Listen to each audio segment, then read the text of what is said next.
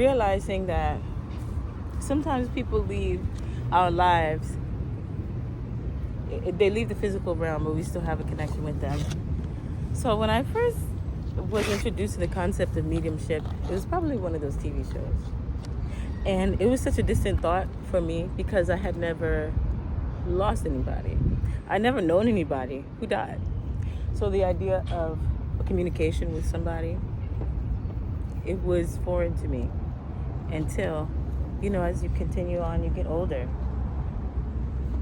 It's actually a miracle in a very eerie sort of way that literally somebody can be right next to you, right?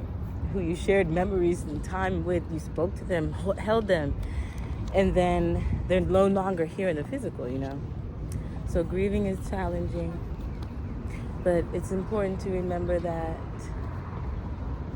in a sense, they are always with you. How about the fact that a memory that you shared with that person, once they pass, you can still laugh at that memory. It can still be there for you. How about something that they created? There's something that they made, like a blanket. Like my big mama, she made quilts. And sometimes I just look at the quilt. And she's the only person who I've known. Well, that's not true anymore. Like I have my Aunt Becky. But that was the first person that I lost or who transitioned in my life. And she made quilts. And every time I lay in her quilt, I just imagine the fact that there was a time that this quilt wasn't done. She was sewing it. And then lastly, I want to say all of us, right? When we are longing for our parents, our mothers, our fathers, our grandmothers, great-grandparents, whomever we miss, we have to see ourselves as like a quilt that they were weaving. One day you were being held in your mother's womb. One day you were swimming around as a microscopic sperm.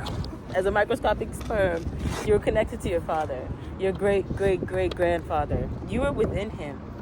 And every day that your great-great-grandfather woke up, you were within him, your essence, in that even biologically, this is true, in that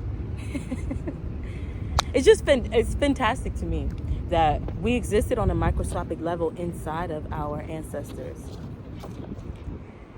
And so we have to remember ourselves as a project that they were working on, as a creation of our ancestors, and as something they made in their lifetime, as evidence of the fact that they're still here. And so that's my message of today. Be blessed and make sure you celebrate yourself as a creation of God and also of your elders. Sometimes when I even think about the fact that our elders, our ancestors, they thought about where we would go to school. They thought about maybe what they would feed us. They thought about what songs they would show us. They made us like we're a quilt, like we're a work of art in the eyes of our ancestors and our elders.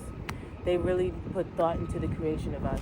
And so we can really have reverence for their lives and show honor to the lives that they lived by treating ourselves as a delicate statue. How sometimes you go into a store like of ceramics or something and they say you break it, you buy it, or basically this idea of fragility, and you don't want to knock down a shot glass or something because it may break, right?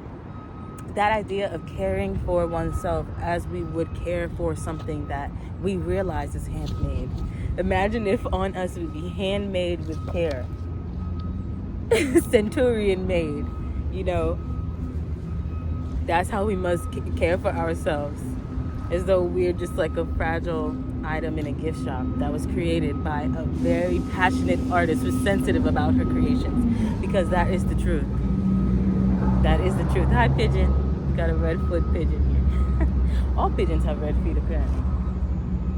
At least the ones I see. So yes, that's the message of today. Care for yourself as though you were divinely made, because you have been, and God continues to create you. You're God's creation as well.